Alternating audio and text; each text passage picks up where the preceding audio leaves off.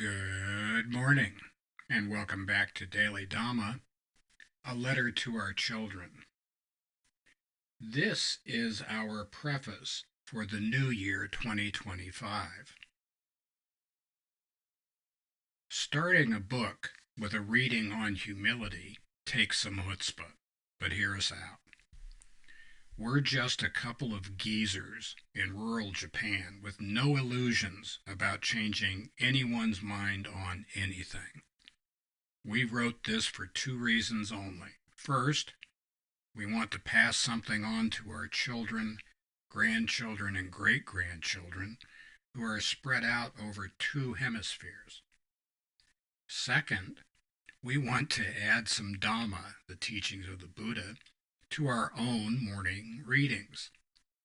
Our primary purpose is to leave something behind besides a bag of IOUs. Writing a book is within our control. People reading it is not. Small expectations, big serenity. If anyone, family or otherwise, finds these readings useful, fine. If they don't find them useful, fine. If you are not our progeny, and even if you are, these may not be the droids you are looking for. Fine. We've looked for a Dhamma reader for personal use for years.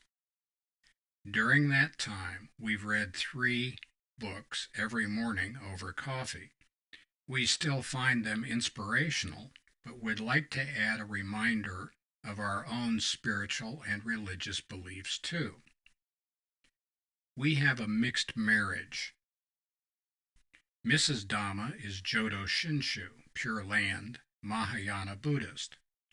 Dhamma Bum is Thai forest tradition Theravada Buddhist. Because we couldn't find a daily reader that works, we made one ourselves. This too is within our control.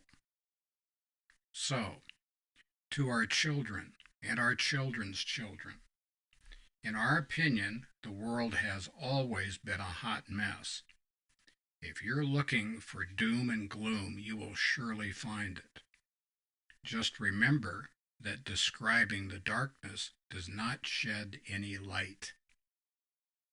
There have been many, even darker days in the past, but our ancestors left us tools for when we feel overwhelmed. These may be hard times, but they're going to pass. They might pass like kidney stones, but they'll pass. In Buddhist terms, things arise and then they disband. They disband, then they arise. Or, as Joe Rogan put it, hard times make hard men make soft times make soft men make hard times. So it goes. The Buddha and Rogan aren't the only ones we quote. We tap a wide variety of sources. Being derivative is not a bug, it's a feature.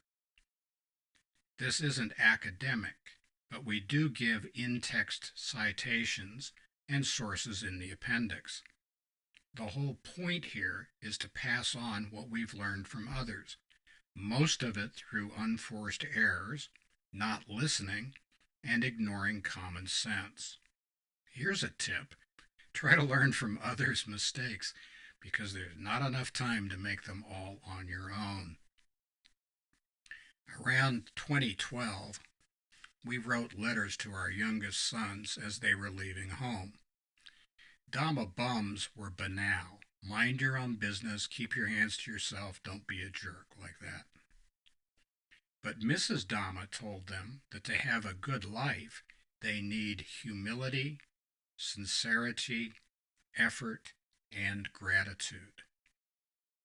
These are the 4 main themes we develop in this extended letter to the people we love the most. Between these cardinal points, we have inserted the parts of the Eightfold Path. These are among the best ideas bequeathed to us all. What we've learned is that we are as happy as we want to be. Our attitude is entirely up to us, and we are not the boss.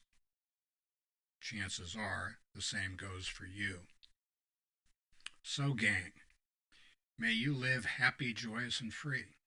We hope this wee book might provide you an evening's entertainment, or a daily reminder, or maybe just a beer coaster. Who knows? Humble as it is, this is what we've got. We love you and wish you much more love in your life, both given and received, as you move along your journey. Whatever you put into life, that's what you'll get back.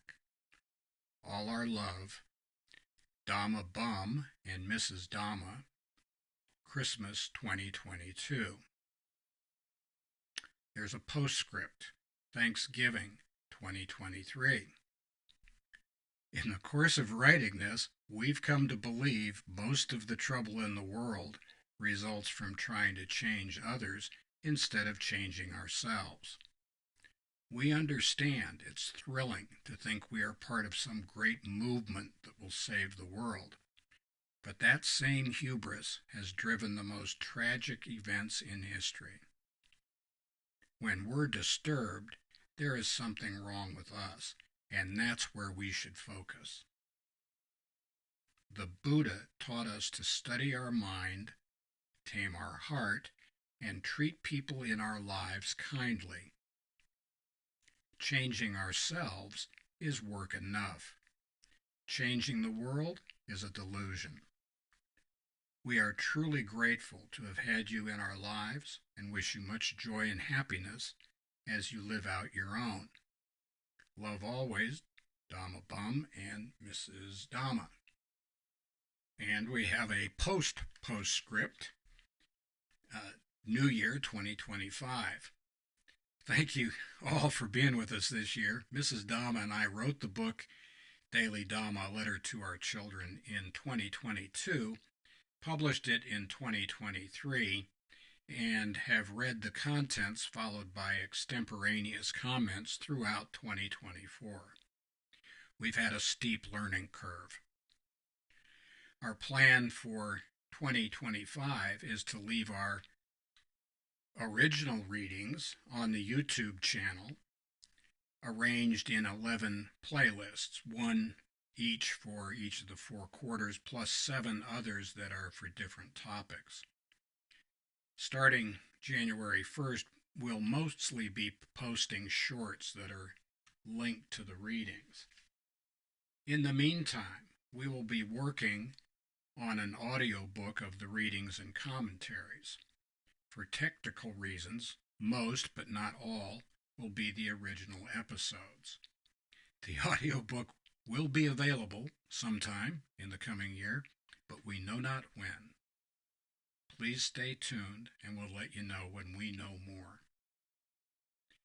So, again, to our children, grandchildren, and great-grandchildren, God, we love you and wish you lives that are happy, joyous, and free.